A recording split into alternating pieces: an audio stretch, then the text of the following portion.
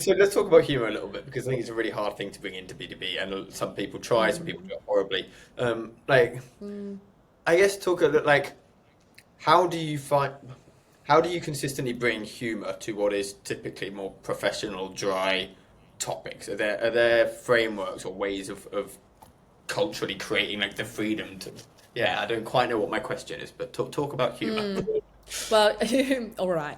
I think there's a lot of facets to it because what you touched on right at the end there is yes, you have to create a culture of it, and that culture also starts with the humans, right? And so like the humans within the business. So if you're a group of people who are like have a laugh or humor is a part of your work culture, it makes sense sometimes to bring that into your brand as well, because it can feel quite natural. And if you're bringing, say, staff into videos and content, then they can also exemplify that in a nice, natural way. So yeah, having the appetite to experiment is really important with humor because yes, sometimes you do try and you miss or you fail, and that's not a reason to not keep doing it. You just have to try again. Also, having content partners that you work with who really get it is important. We My like tiny little interesting tidbit is that I was actually hired by this company from my family business because they were a client. So the video production agency, which is my family business, we'd made videos for this company. And then when I moved over, they were like, great, we'll get her, which was very flattering. But the sense there is they already had this appetite for humor and they'd created some content with this agency. And so I kind of just came in and continued that on. And we were lucky because our creative partners, the people who were directing the videos, just had like a really good innate sense of how humor flows. And they've done it heaps of times. So I think you can learn from the people around you, people who can already do it well. That's probably the two aspects of it, I think, is finding people who know how to do it well and working with them, and then making sure you create an appetite or culture within the company that allows for it. Otherwise, you end up just like creating content that's quite cringe or quite like trend focused or just like meme based and it doesn't work. You know what I mean? I We've know all seen it. exactly. I wrote down as you were talking, like, how do you avoid it being cringe? And I think there's so many times that that's what I see being the result of people trying to be funny on LinkedIn. Um, Yeah. Well, the, maybe yeah, I think one of the aspects is like the person creating the content has to have a sense of humor themselves. Like you can't hire someone and just be like, be funny, like they've we're got to trying. have yeah, they've got to have like some innate sense of that themselves. I think an example of this, which like almost overused, but Surreal, the cereal brand, like they do really, really funny content on LinkedIn, and that's because they have a really funny copywriter. John Thornton, Mm. who basically I think has brought a lot of himself to the role. And I know there's risks in that, when you hire someone and then if they leave the company, do they take that humor with them? And maybe so, but that's where the best natural humor comes from, I think. You hire people who have that within themselves. Well, and if you're giving them creative, like if what someone enjoys is being funny, and you're giving them creative freedom to be funny, then they're probably going to stay because they'll enjoy doing that, right? So through the culture, Totally. you're creating that's a retention mechanism. Exactly. And also it's really important to not push humor where it doesn't fit. Like I talk a lot about us being like humor led, but to be honest, we're also dealing with a pretty serious topic, safety on construction sites, and we don't push the humor where it doesn't need to be. Like, if we're talking about the product or the product features, like we keep that pretty grounded and pretty direct and factual. If we're talking about a serious topic, we're not going to try and lighten the mood. It's just that we humor works really well when it's relatable to your industry. And the reason we've chosen to do it is construction sites are full of humor. You go on a construction site, people are laughing and joking all the time. And so we want them to see themselves in the brand and feel seen. And there's that sense of, yeah, relatability, which I think is perhaps the best way to, like, that's the best place to couch your humor from, that position of relatability. Yeah, it's funny. It makes me think of. I remember talking to someone, and I forget the name now, but they were talking about a great campaign that they ran in cybersecurity, where cybersecurity is like the archetype of boring, dry, everything's dark blue and grey, and Oh, cybersecurity, yeah. everything's serious, it's all incredibly important. And what they realized, they did some kind of research into the humans that actually work in that role of CISO, Chief Information Security Officer, And really, it's incredible, like Gallows humor that they build up between themselves to talk about the constant panic and anxiety that is their jobs. And they ran a campaign which was basically, I think it was like talking about the oh fuck moment when someone messes up and Yeah. opens an email they shouldn't have, which I actually did once, so I can resonate very strongly with Oh, that. same. They said it was their best campaign, um, Yes. which yeah, But it's emotion based too, though, isn't it? I think that's the thing with humor is like humor makes you laugh, and so then you've got this kind of emotional connection with the piece of content you've just consumed. And New Zealand is really known for this with our like Air New Zealand ads. Have you seen those, like the safety campaigns on flights? Like, so it rings a bell. I like to think it's globally known, but maybe I'm wrong. Anyway, we lean hard into that, and I think that's maybe also like what I've been influenced by is humor can be really memorable and like strategically that's just a really good move. Yeah. Yeah. Are there particular areas of your content or your brand that you found you can quite naturally fit the humor in? Like you said, you don't try and force it in everywhere. Are there trends to where it works and where it doesn't? Other people can maybe learn from? Yeah, I think humor works really well at the like brand awareness level. So like the Yeah. first impression moment when people come across you for the first time, partly because it ties into that sense of being memorable. But we use a lot of humor in our like brand videos, the ones that are slightly more, well, they're more highly produced, higher quality, because we want to tell a story. So we usually lead it with characters. It's usually very relatable and quite funny for the industry.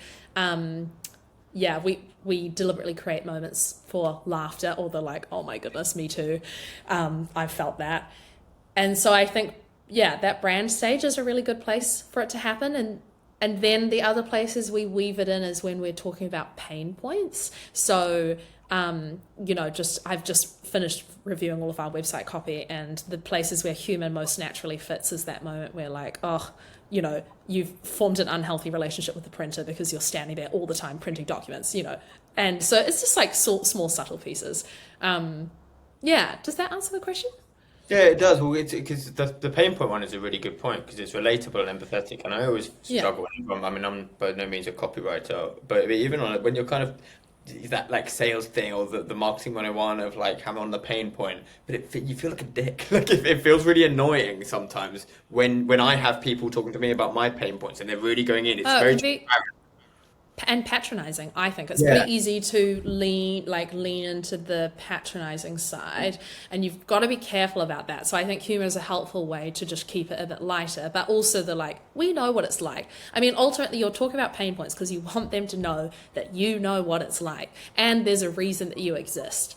There's a solution you have. So yeah, I agree with you. It's like when you have pain points hammered down your throat and you're the person being sold to, it's not always a nice experience. Yeah, and I remember a guy called Pete Crosby when my first sales job, he was kind of teaching like the art of how you build a presentation persuasive, and it's like there's 7 steps, and the idea is you take people on a bit of a roller coaster of why there is this problem, but a very important step in that is to explain that the problem isn't their fault. It's not them that's creating the problem. They are it's ubiquitous. Everyone in their position has this problem. You understand it, and there's no better way to Yeah. demonstrate that empathy and understanding than a little joke will speak more than 1,000 words and platitudes on that front, right? Um, the other thing, so again, going back to like the cultural thing a little bit more, because I think that's I'd imagine there's marketers listening to this thinking that sounds like great fun. I'd love to work for Yeah. brands like that. I'd love to implement that here. But you have to go and create that buy-in. So did you Yeah. come in with that mandate? And if not, how did you go about kind of building the buy-in above you within the organization that meant that when probably you missed the mark a couple of times, there was that the buy-in was still there. We're okay with this. Well, I am lucky, and I wish I didn't have to say I'm lucky, but I think not many companies already have this attitude towards like openness towards creativity. But when I joined, it was very much a conversation with the leadership team who were like, yes, we want this. We already, they'd already made some videos that were human-led, so they had an appetite for it already. And I guess, like, if I'm being frank, I don't think I would have joined a company who weren't open to it from the start. I think it's really hard work to come into a company and build a culture of openness around humor if there's resistance to it in the first place. And honestly, I might not have bothered. I just think that's kind of already got to exist from the top, because it's pretty hard to change people's minds if they've got a perspective about like the personality of the brand in terms of like, it's this and it's never going to be anything different. So yeah, there was a good attitude that already existed here. And then now what I try to do is, as we get bigger, it's harder to be humorous when you get bigger, because you get concerned about being unprofessional. Like there's definitely this perspective that humor doesn't equal professional. I disagree with that, but there are ways in which you have to be careful about it. But as you're trying to appeal to bigger clients and people, boards and like bigger decision makers, the risk appetite can diminish. And so now my job is like, how do we keep the confidence there?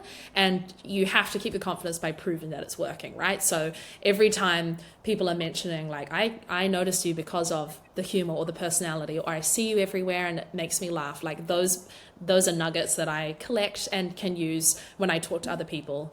But I just have to say, like, the leadership team and the whole, group of decision makers at Breadcrumb are really up for it to try new things and take risks with how we communicate the brand, which I love. It's great. And do you put, so as you try to scale that, do you try to define your humor at all or constrain it? Because I guess you have to build some. It has to be a little bit more Michael McIntyre than Jimmy Carr, doesn't it? I guess. Yeah, totally. Yeah, that's a really great question. Yes, so going through this rebrand, one of the ways that we've done that is we've got some clarity around that we want to lean into more kind of witty humor as opposed to jokester humor. So I guess that means timing it well, and not just inserting humor wherever you want. It's less about making puns and cracking a joke, and more about wordplay, or I suppose puns are wordplay, aren't they? The clever listeners will point that out. But you know what I mean? So it sits more on that witty side as opposed to the kind of slapstick joking side. So that's the differentiation we've recently made. And I think you're so right that that's really important, because otherwise one person's version of funny is totally different to another person's version of funny. Have you played around at all? And if so, have you had any success with AI-generated humor? Not personally. I mean, I really don't like relying on AI from the like creative standpoint, and but like everyone, we use it in a small capacity for copywriting. So yes, like you can feed in your brand personality, and if you've got really good guidelines to start with, that can help. I read a really fascinating article from a content manager that I follow who does a really great job with her brand personality, and she was saying that they inputted their tone of voice guidelines into ChatGPT, I think, and used that to write up their case studies. And she said it required a lot of work to train it to a point that she felt confident, but when it started spitting back lines that really felt like they had written it, that's when she knew that they kind of got to a good place. So yeah, I think we'll play with that more as we go, but not heaps of stories about it yet. Yeah, okay. No, I was curious because the way you said you could define it, like there is to an extent a science to what is funny, right? So it's one day an AI could, in theory, do, but I don't think I like that idea. Yeah, neither. Yeah. How do you find it? Because I think one thing I find quite intimidating actually about having a brand identity like that is I think on a good day I'd find that very easy. I'd be having fun. How do you find it on a bad day when you have to produce this blog or this post, but you're not feeling very funny that day? Are there ways that you get around that? We should ask this question of my content manager, who's the one who's actually doing a lot more of the writing these days than I am. I mean, if you can sit on it, that helps. Like I think always with content creation, it's much better if you're not doing it last minute, so you don't have a chance to sleep on it and come back to it, because perspective really helps with humor. Because sometimes when you feel in a rut, it's not actually that the work you're producing is bad. It's just that your attitude about it is just off. You'll write something and it'll be like, ugh, that sucks. Then you get back to the next day and you're like, actually, it didn't suck, but I've had a moment to think about it, and now I'm happy with it. So giving yourself space is probably the most helpful thing. Nice. That's a good that's a good advice. And are there moments when this culture that you've built has been kind of tested? I'd imagine there are times when you've put something out. I guess it can go one of two ways, right? Either trying too hard to be funny and was, you may have crossed the line, or just really cliche and bad. And I guess, how did you react when it was tested like that? Oh, I have a great example of this, which actually I can't really take the credit for it. The concept was my colleague in Australia, but I don't know if you've heard of the of the brand Budgie Smuggler, but they basically create swimwear underpants, I guess, for men, and that's the brand name. But they also create a whole bunch of other swimwear, and they were doing a competition where you could win like a billboard slot if you took the most creative photo with their branded swimwear. And so my colleague got a bunch of the team to a beach with a photographer, and they were all wearing swimwear and posing. And it's like still our most engaged with post. And so this is a really interesting thing. Massive risk. Some people within the team were like, I'm not into it. I don't want to do it. Like, that's not my vibe. Other people were obviously up for it and were like, I'll pose in the photo. And so, I mean, I don't even quite know where I'm going with this. I guess it's like, definitely didn't please everyone, but it was really engaging. Would we do it again? Maybe not. But I think the thing with humor is that you definitely will never get uniform kind of like approval and enthusiasm from people. And so you just have to shoot your shot anyway and give it a go. But I do think when you're creating something that you feel like, oh, is this right? Getting a few other people in the room to validate it and check it is always a good idea.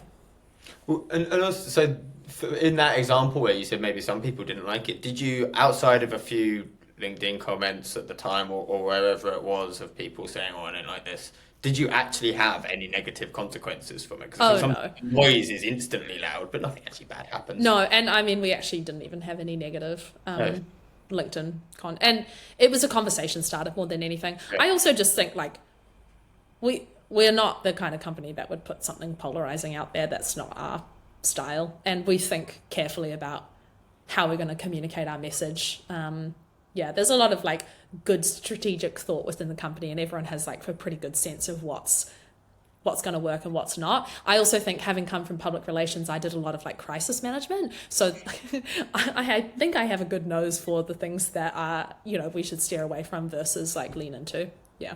Risk management is always something that should be back in the back of your mind when you create content. Just thinking through the consequences of stuff, but not allowing that to stifle your creativity. Yeah, well, I think it's just difficult in this. I'm always conscious of too many folks can have a very bad impact on creativity, but you need some level of oversight, I guess, particularly as the stakes get higher. Yeah, you've got to have the decision maker, the one who will cop the blame, I guess, if it goes wrong. But having some trusted voices is really useful.